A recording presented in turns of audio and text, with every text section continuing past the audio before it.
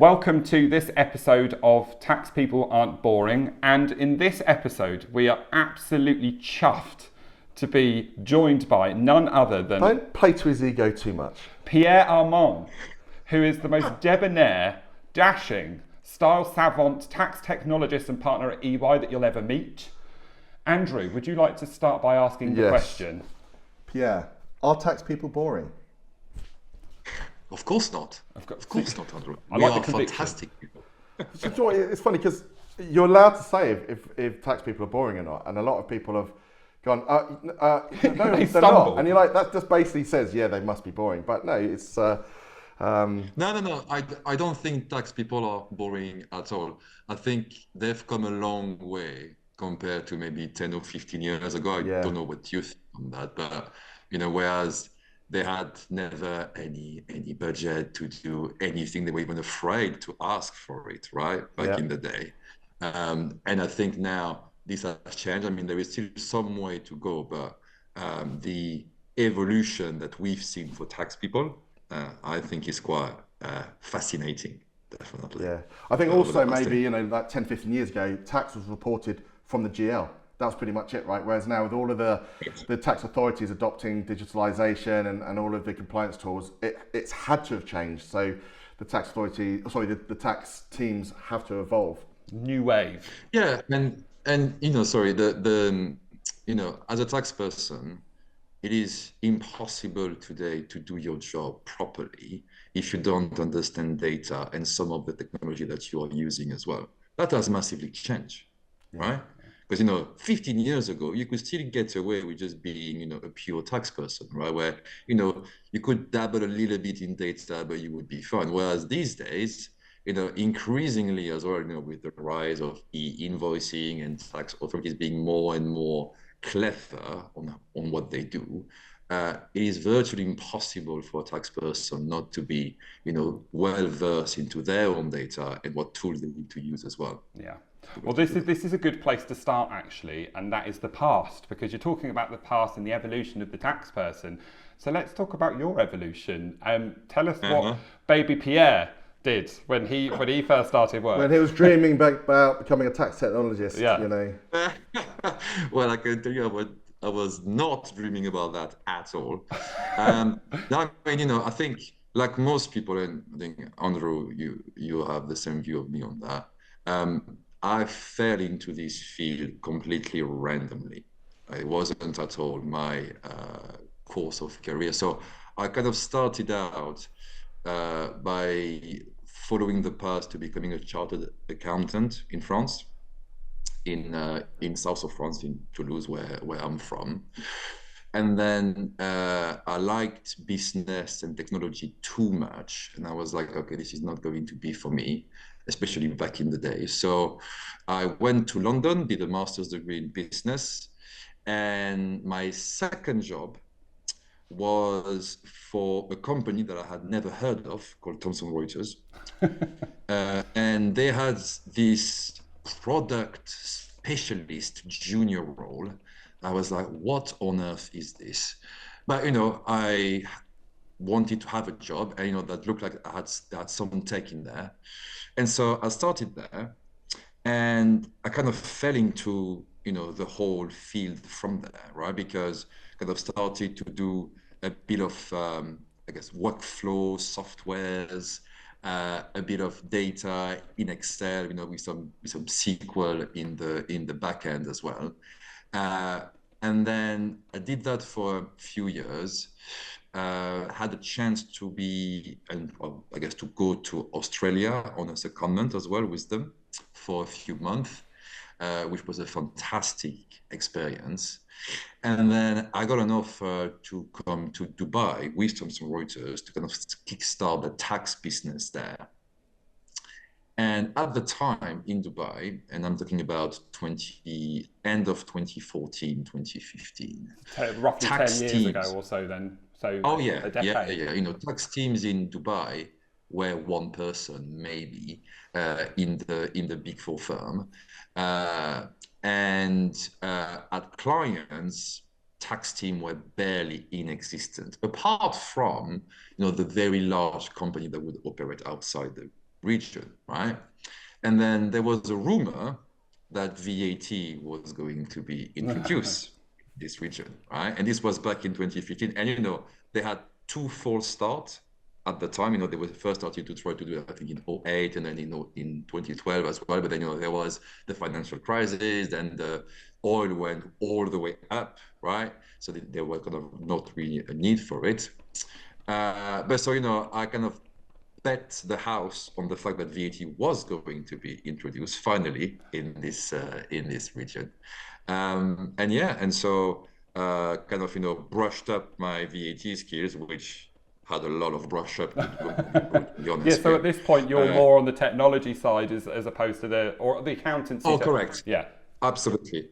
So I'm more a technology person between brackets who had to learn tax, right? So I know enough to be dangerous, right? But I wouldn't trust myself to give pure tax advice to someone, and I completely stay away from that because that's not my job. No, right? My job is to have someone in the room who understands the pure tax element of it and translate that into requirements for technology that are actually going to add value, right? Because that's, at the end of the day, that's what I'm doing this job, is being able to solve clients' problem. Yeah. By being clever with technology, right? So at this point, then, we're talking sort of 2016, maybe, when the VAT. When's it come in? 2018. 2018. Yeah. So at this point, then, you're having to do the same learning curve as a lot of other people on the VAT in the region, whilst obviously having this. So how did that go? It was a crazy time because, you have to remember this region had zero history on VAT, right? Something that, we are all used to elsewhere. They did not. So I found myself, before even trying to be able to, solve a problem that they're going to have, they had to understand that they were going to have a problem in the first place, right? And so because of that, I kind of find myself having to explain the basics of VAT, right? Forget about the technology, just the basics of VAT to a lot of people, to a lot of clients, right? And what was very interesting at the time is, so the VAT world is small, right? I guess as a rule of thumb. The VAT technology world is even smaller, right? But in the UAE and Saudi at the time, we're talking about 5 people, right? So we all saw each other at the same event. Was Andrew one of those people? Yeah. He used to fly over constantly, right? Absolutely.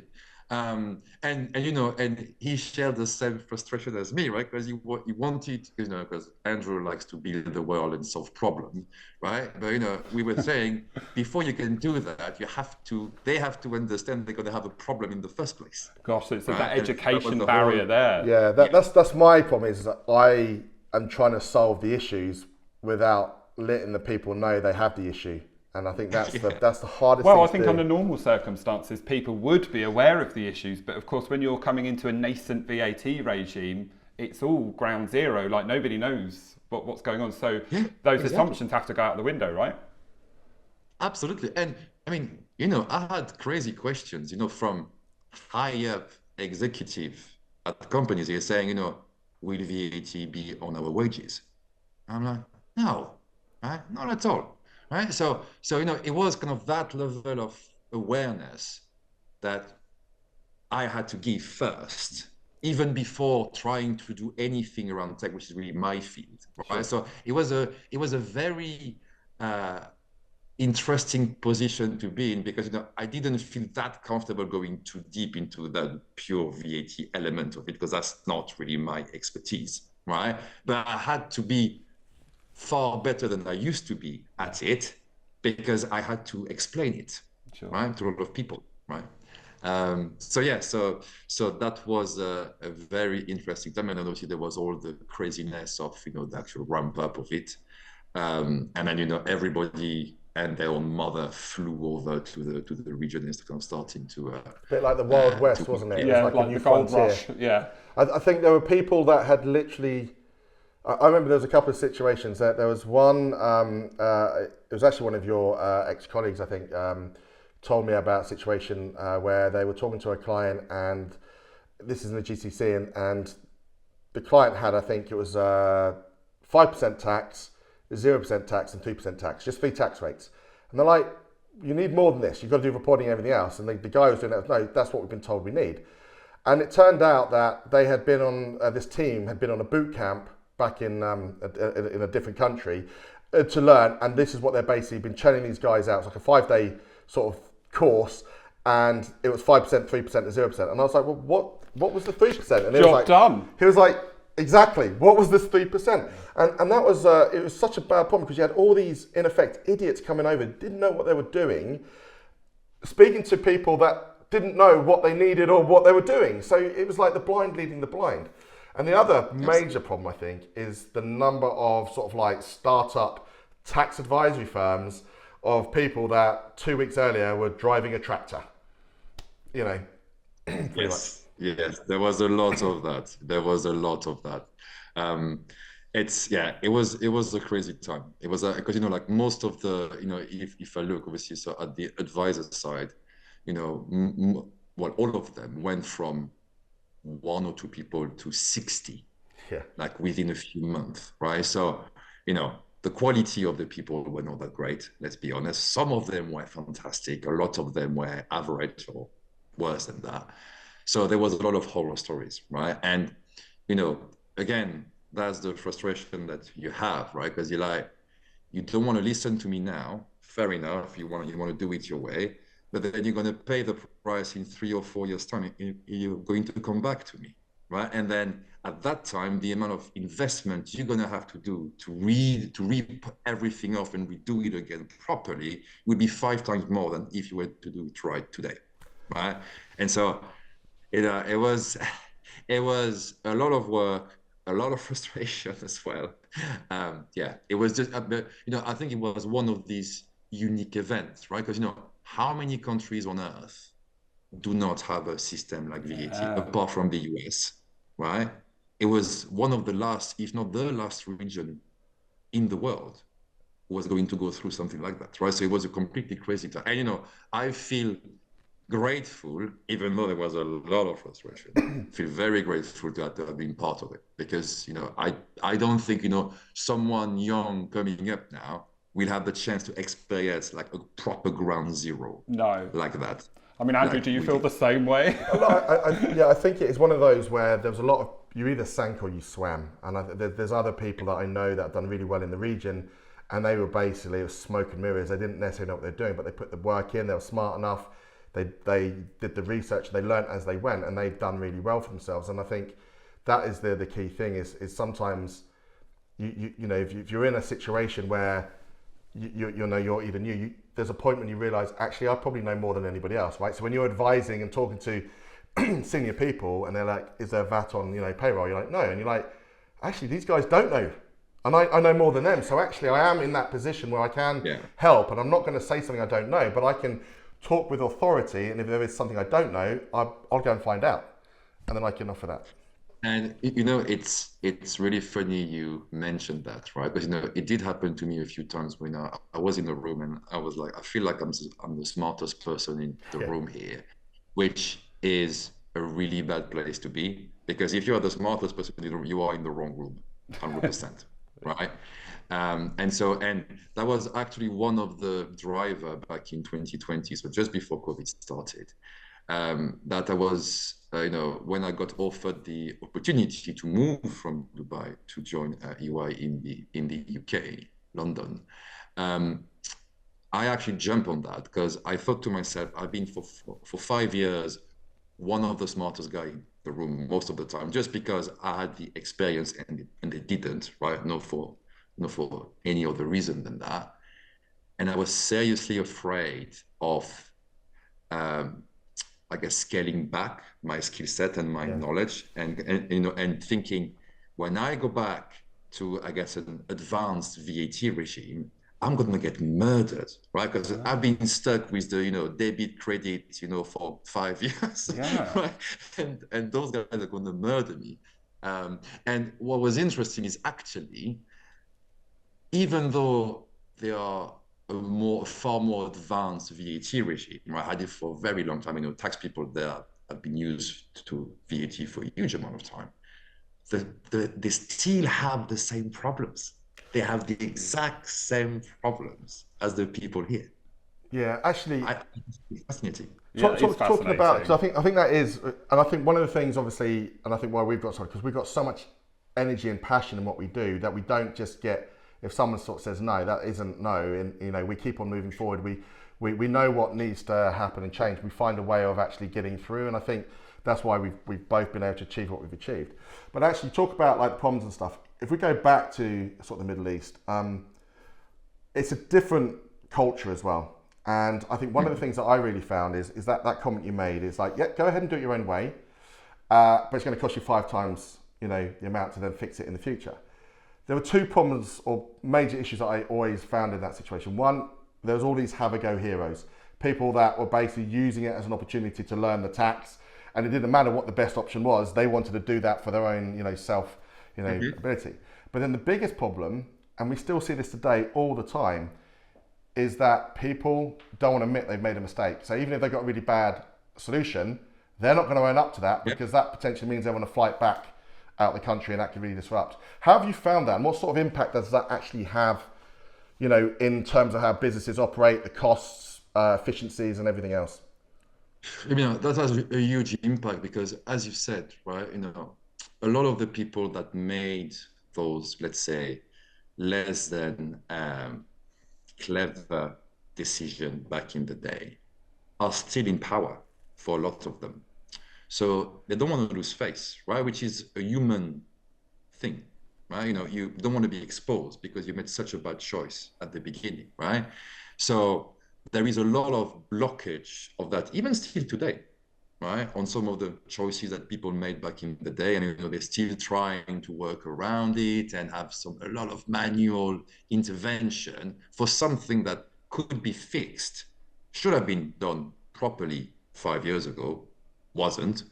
And yeah, so that I think has been having a huge impact on the cost of operating their tax function in the first place, because you need far more people than you should, because you have so much manual work at the end of each period to try to get to something that you can report without feeling too shaky about it, right?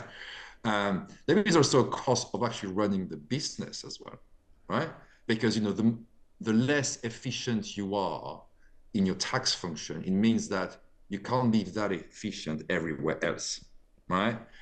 So there is definitely some hidden cost there. And there is also, I guess, a mindset here, which I think is quite unique, is people, usually in the IT function in those companies, are afraid to lose their job to automation. So they try to make it sound super complex, super expensive to do it, 1.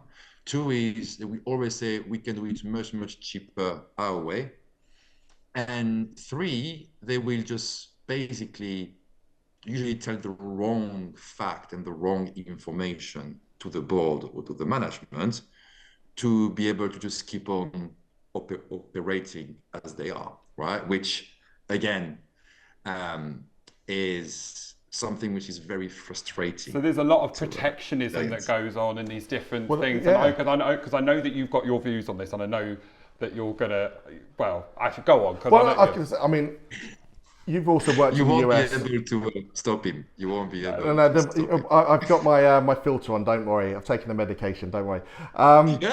Need to double your dose. Well, I've done a lot of work in the US as well, and in the US, you can literally be fired within a couple of weeks, right? Whereas in Europe, it can take months, to go through that process. This is what I was going to ask actually. Like, does it ever come out? Well, yeah. So let me finish my question. Wow. Right? Yeah. And so, but what that then means is, what I've found is quite often you'll have people that will become bottlenecks because they're protecting their jobs, because it's the only way they can potentially protect their role is by being the only one that can do it.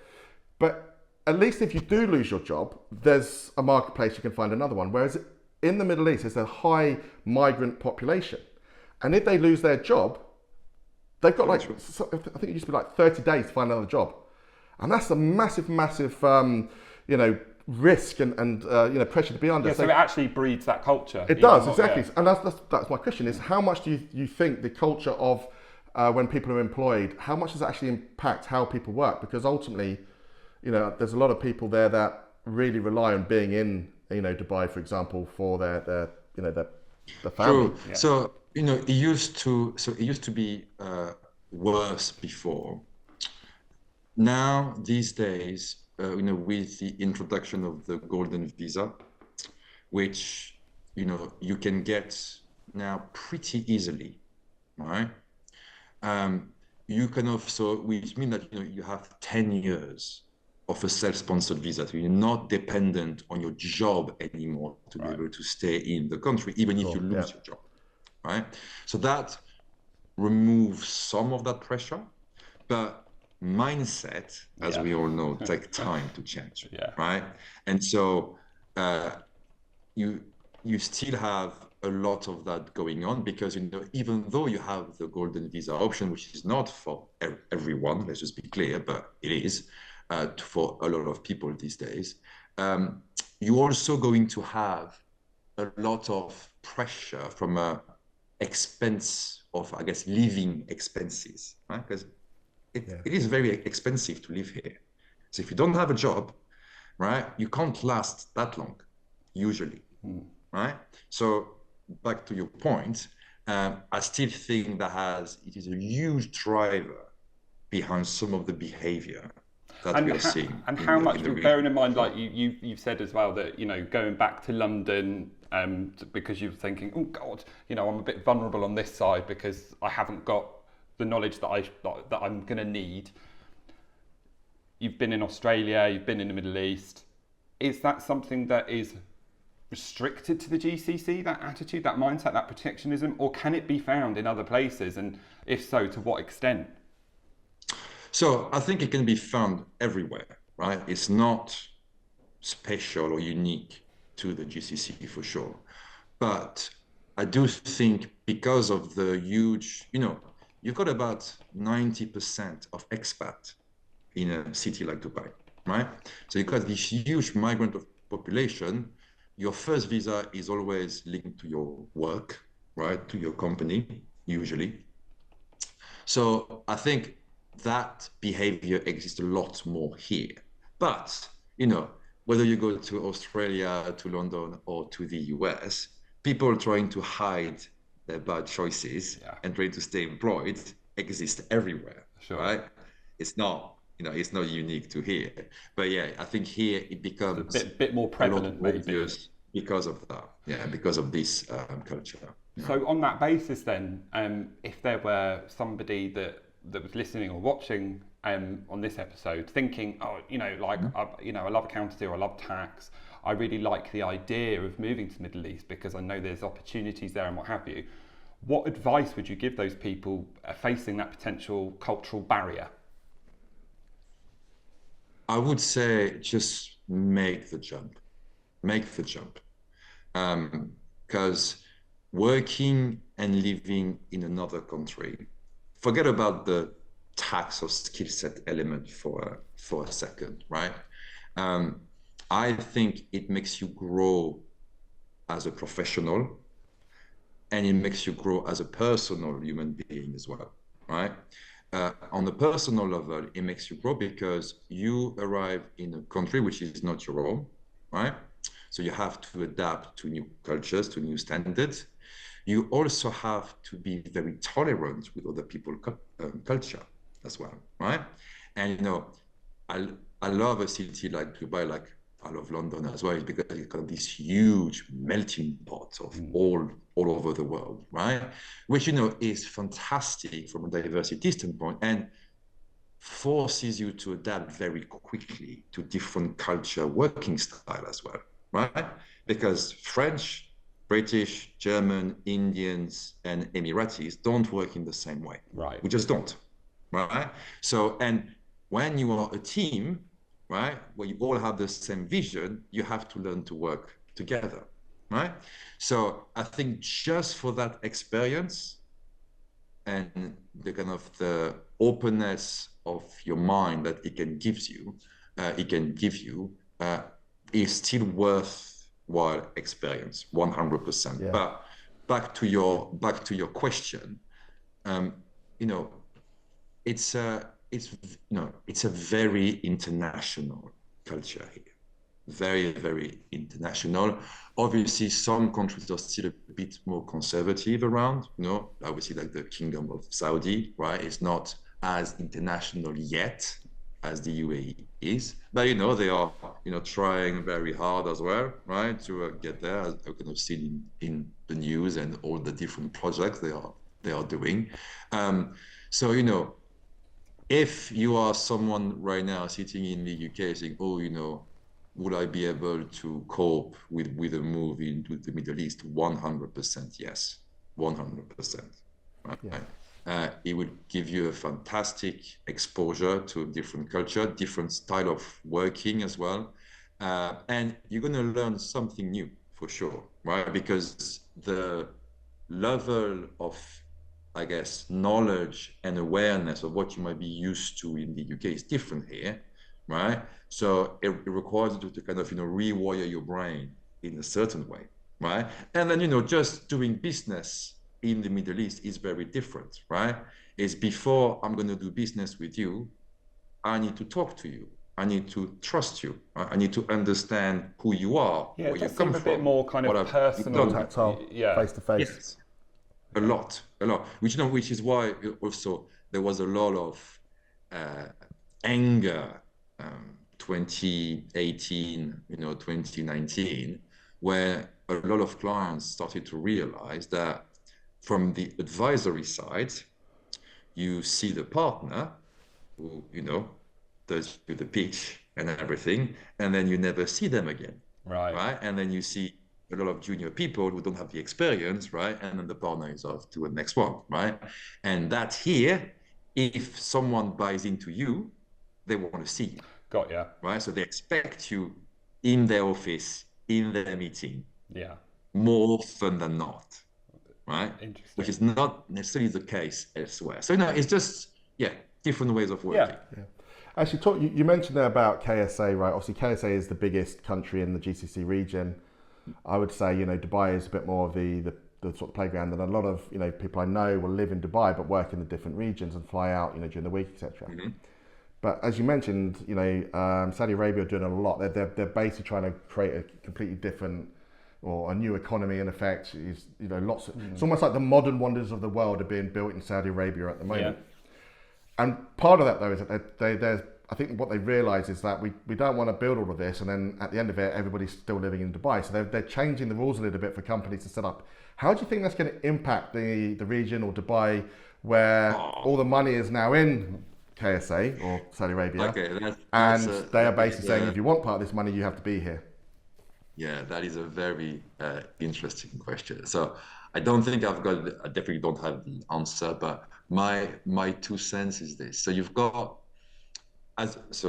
Saudi, they've introduced in the past few months, that 30 years tax break if you relocate your headquarters or your regional headquarters to Saudi.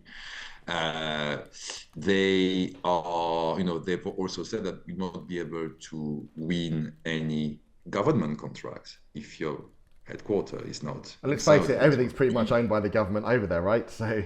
Right, all the biggest contracts or the biggest companies come from government-owned entities, right? And so, what to me is fascinating is Saudi is kind of applying the sort of same concept, the same technique that the UAE did about 20 years ago. So, and a lot of people don't know that. But so back in the days, and I'm talking about, early 2000, let's say, what the UAE used to do is go around to different countries in the Middle East and North Africa, where large companies would have their regional headquarters for the region and incentivize them to move to the UAE, right? Saying, if you move your headquarters there, we'll give you this particular building, rent-free for 10 years, and we'll help you with the move cost and this and that and the other. And so they've attracted a lot of companies, including one of my previous one, in Dubai, like that, right? And that works because, you move a headquarters, you move tons of people with them. Those people need a house, need a car, they consume every day, right? You start to create a buzz, right? And Saudi clearly is doing the same, right? Kind of trying to attract as well people there because they know if you move your headquarters, you have to have substance there from an exec standpoint. So those people have to move as well. And when you move your family, you have to have a house and blah, blah, blah. Pouring in the investment. Right? And then, of course, if you're not even talking about, NEOM and, all those huge infrastructure projects as well, trying to attract as many people as possible. So it's going to be very interesting because to me, they are really on that path of, starting to compete with the UAE on a lot of different levels, right? Trying to kind of, play the same game. And, Saudi has a massive economy. I think there are, 35 or 40 million people. About 70% of them are under 35 years old. It's a super young country. And the migrant population is very low, right? Saudis do the work. I mean, that's very different from, if you go to the Dubai, it's very rare to see an Emirati anywhere, pretty much. Because there are, I think maybe 300 or 500,000 Emiratis in the whole of the UAE. You've got dozens of millions of Saudis, right? Yeah. So it's a very different economy. So I think the dynamic between those two countries will be fascinating to watch in the next 5 or 10 years. You can correct me if I'm wrong, because I probably got this wrong, because I'm not the experts that you two are. My understanding and my view was always that the KSA seemed to lead the pack when it came to introducing new types of, legislative requirements for VAT or I think there have been, yeah. So, and that UAE kind of adopts, so it seems a bit of a role reversal maybe, that UAE maybe sort of economically, culturally has been very, very different in embracing, outside, migration, whereas KSA has led the pack on the maybe the legislature and the technology, but has been slower to adopt that side of things. So that's again. I don't think they're ever going to have the same migration because they have the people. No. And I think that's different. And actually, when you look at the technology, I think you're right. I think they've done the e-invoicing and they've raised the tax rates. But if you are going to be bringing companies over with the incentives of tax breaks, and all the other GCC countries are starting to add corporate tax or VAT and everything else, does that then mean it's going to have to be a race to the bottom to incentivize companies to stay in those regions? Therefore, the money that they're hoping to get from this increased tax rates isn't necessarily going to come because they can't charge it.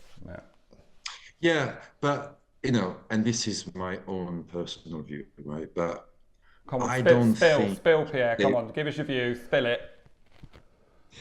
I don't think they really need the money from the tax.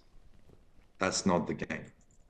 Right? I mean, look, you look at the Saudi or the UAE budget, close to 100% is just oil, right? Oil and gas. So the revenue from tax is not something I think they count on to, balance their budget. I think it's something they have to play the game. First of all, because from an international standpoint, they don't want to be seen as those corporate heavens, bad reputation, being on the grey list, with the FAF and all of those guys, right? So that's why, the UAE introduced the corporation tax, right? It's not, I don't think, it's 6 or 9%, right?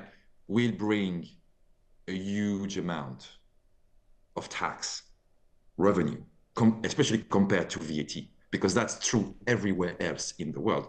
Corporation tax brings nothing, very little, right? It's personal income tax, it's social taxes, and then it's VAT. That's your three biggest source of revenue as a government, right? So I don't think it's about the revenue. I think it's about trying to create kind of this framework for companies to feel comfortable to move in, right? And start They won't be, diversifying maybe what they produce they as a won't have, that kind of bad PR, yeah. think, you move into a tax haven, etc. Because, like, if you relocate tomorrow your headquarters to the Cayman Island, from a PR standpoint, it probably is not great, No. right? If you are a huge listed company, right? Because so that's also, so I think that's also part of what they are doing here. Actually, I think it's a really good point. I've not really thought of it that way as well. Is one of the things I always saw when VAT was first introduced, it provided such a level of structure that was never there. It highlighted a lot of fraudulent activity that was under the radar before, because you didn't have those ticks and checks. And then when you put that structure in, you have to do things in a certain way. And also, any reporting that is done around VAT or the e-invoicing, they now have literally a real-time view of the economy, because they're seeing all the transactions and everything else. Yeah, so it's like an anti-corruption kind of thing, but then it's also kind of like fiscal responsibility. Yeah, I think a lot of it is actually you're putting in that sort of structure. It's almost like, as Pierre says, almost like a token gesture to say we are in line with the rest of the world, so you can't say we're a tax haven, the tax is still cheaper. But they also can then use it as a way of saying, right, we're now trying to move forward with the economies.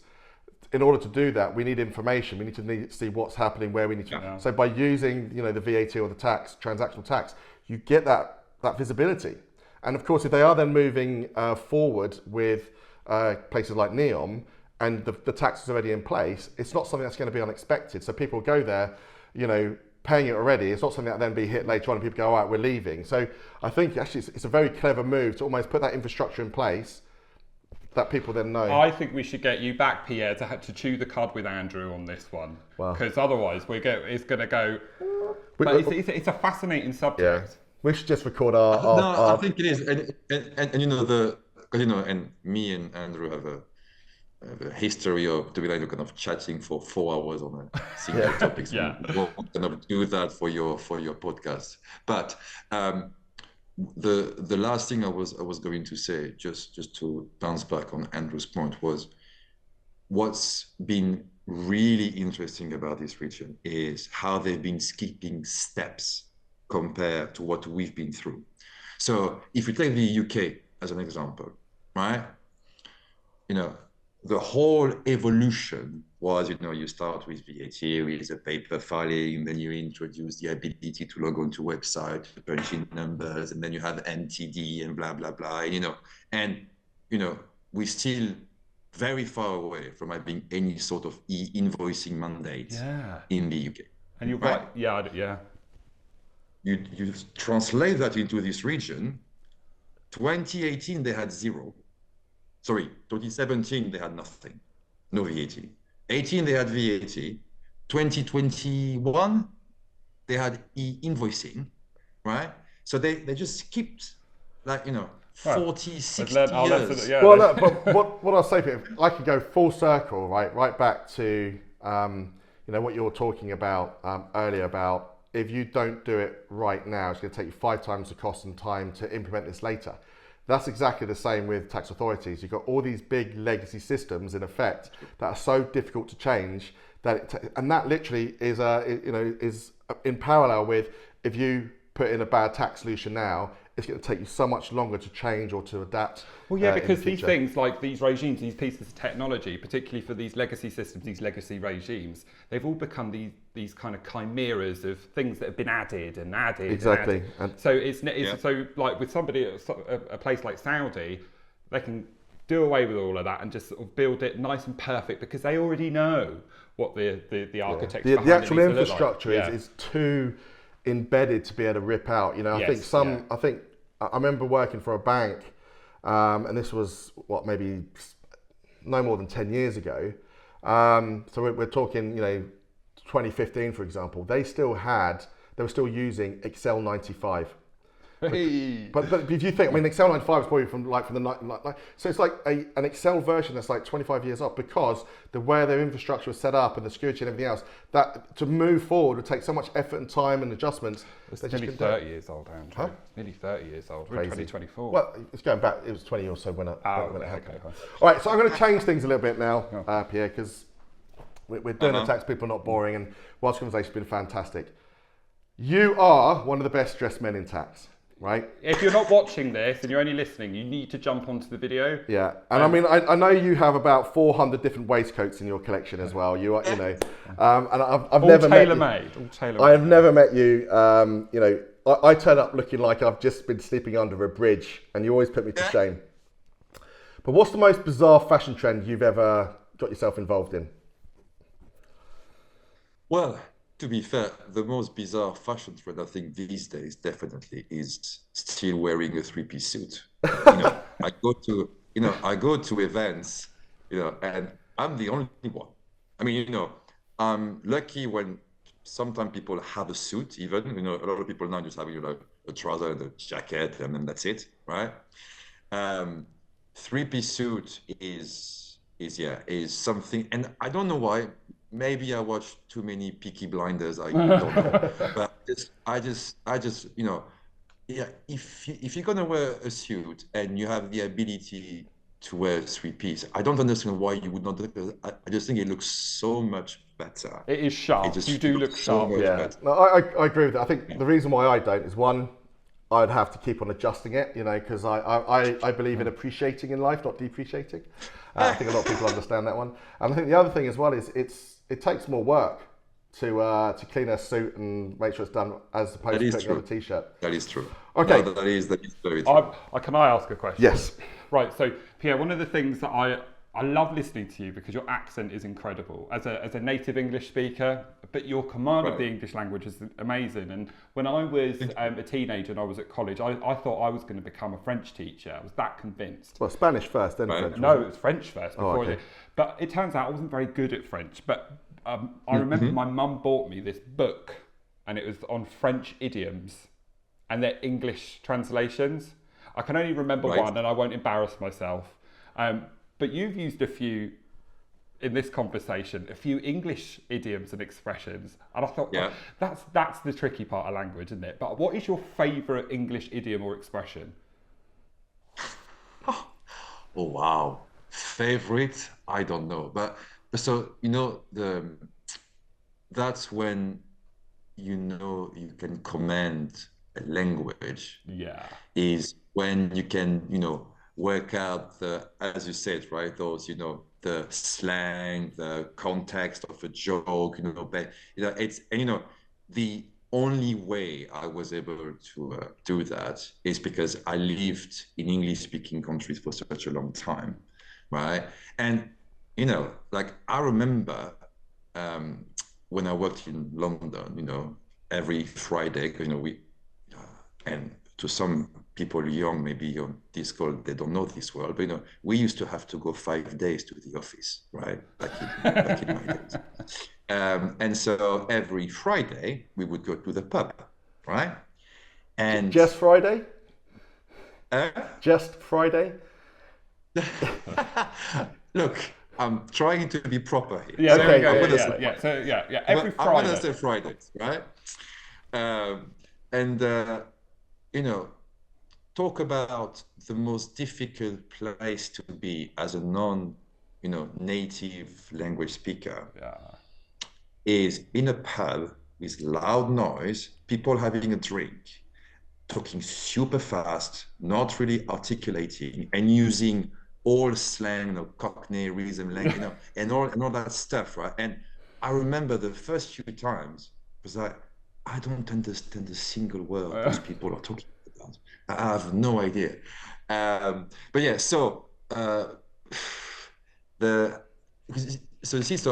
don't even know. So I'm not aware of those expressions, as this is such a British thing to say. It just I've learned it organically. Yeah. So if you ask me to give you one, just couldn't. I'm honestly trying to think right now on That's the right, spot. Pierre. Because you can let me know, even if you can't think of one for this podcast, you need to email me and tell me when you figure it out. Because it might be that you're having a conversation one day and you say something, you go, "That was the one. That was the one." It was a really bizarre one. Okay.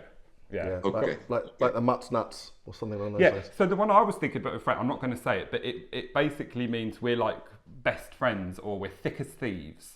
I think it translates as like we're like shirts and asses or something like that. And I was thinking, how does that mean we're best friends, but then thick as thieves? How does that? Yeah. Actually, I think on the English sort of cultural side, which I think is something very difficult for foreigners to understand, is the more you slag your mate off, the more you like them, right? It's that banter, it's that being rude, and people are like, but you're being so rude to them. That's not why I slag you off. No, I know that. I mean, it's like different, but but that's something I find really funny because you have people go, but he was so rude to his friend. How did he put up with that? It's like, no, that's banter. That means that Okay, my next question then for you, Pierre. Sorry, because I was just going to say, on that, on people being rude or like a huge banter. And I think that's something that probably today will be reported to HR, mostly what I experienced. But, so first time I worked in London, in Thomson Reuters, I was the only non-English native speaker in the whole team. Wow. The whole floor, right? And a lot of them were proper Londoners, right? Born and bred. And so the amount of crap I took every day, I can imagine, on the onion, the garlic, the frog legs, and that constant. But I thought that was funny, right? And then once you pass through that, you realize these are actually one of the kindest people that you'll ever meet, right? But as Andrew said, that aggressive banter. But it's just part of the culture, which, if you're not used to it, it can, some people don't like it. I thought it was fantastic. I thought it was very, very funny. Yeah, I think the thing with that is that you don't know how people are going to react, do you? I think you should be mindful. I think what it is, you're breaking down all of the barriers.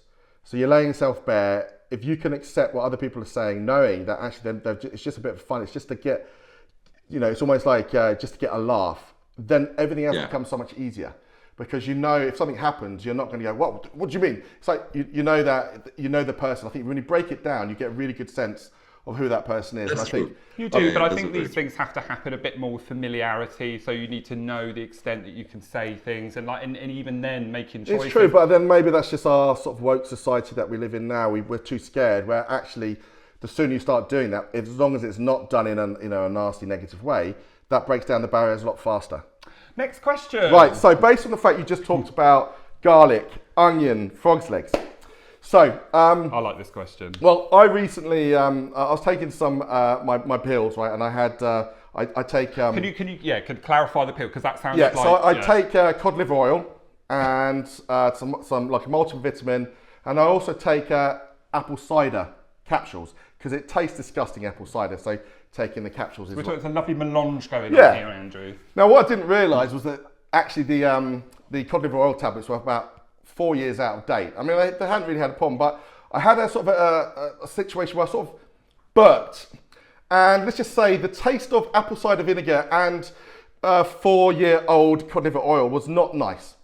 Being a Frenchman, what is the strangest or worst tasting food you've ever eaten? Because you come from the birthplace of haute exactly. cuisine. So, yes. Okay. Oh, wow. Come on, you're French. There must have been loads of weird shit you've tasted. Oh my God, Andrew. Well, you know what? All the weird stuff we have, I think tastes fantastic. Snails, I think they, with a nice garlic butter sauce, they taste fantastic.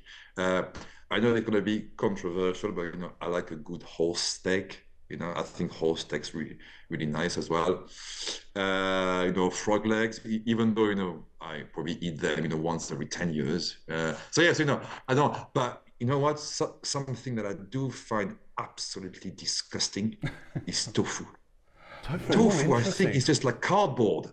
It's just like, I don't understand what the fuss is about tofu. No, it's an abhorrent food stuff. I can't bear it either. I think it's this. It has no flavour. It's supposed to soak up. So the texture. It's the texture though. It's like this wobbly. I just no. That I can't do. And yeah, the other thing which was extremely weird was Marmite. Oh, love it or hate it? Yeah, you love it or you hate it. Yeah. And what are you? A lover or a hater? A hater, 100%. That is one of those where I met my wife, kissed my wife and I'm like, oh my God, that's disgusting. And because she's had toast with Marmite on. Okay, so staying on the sort of the cultural worldly theme, you've actually been lucky enough to live in a lot of places. Okay, you've experienced different cultures, different languages and everything else. So the question I have for you, where are you living now? Where is your favorite place that you've lived and where will you retire? Oh, good question. So right now I'm living in Dubai. And I'm gonna probably say that Dubai has been the best place I've ever lived in. It's very close first with Australia because apart from the fact that it's at the other end of the world for someone like coming from France, I think it's a fantastic country. But yeah, no, Dubai because of the weather, because of the lifestyle, the access to service, the kind of melting pot, that kind of very buzzing region, and I really like it here. But I loved living in London. I was going to say, where are we on the list? Come on, Pierre. Yeah, so I love living, but I'll be brutally honest. I much prefer my time before Brexit than after Brexit. Yeah, I can appreciate I just felt something change when I went back there.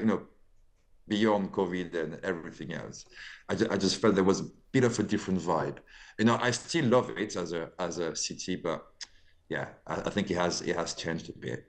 And then retire, my ideal retirement, right? Which I'm not sure how that could be feasible, but anyway, would be to actually be able to move places. So having like a place in south of France where I'm from, for maybe 2-3 months, maybe during summer and Christmas. Definitely in the Middle East, definitely Dubai. We can spend some of the winter or the autumn, which are disgusting in every place in Europe usually.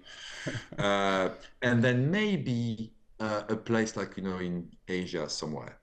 That it can kind of hover around the world as you So no single place then. No, you're gonna have a bolt hole in every continent on Earth. I'm the same. I don't understand. I've been to over 100 countries now, and so I've been lucky in that aspect. Some work, some travel, and I don't understand how people can go to the same Spanish seaside resort year after year after year. There are so many different cultures, so many different locations, so many amazing places and people out there.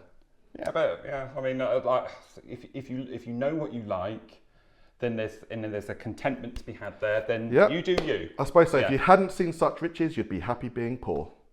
That's a very good way to end this podcast, I think.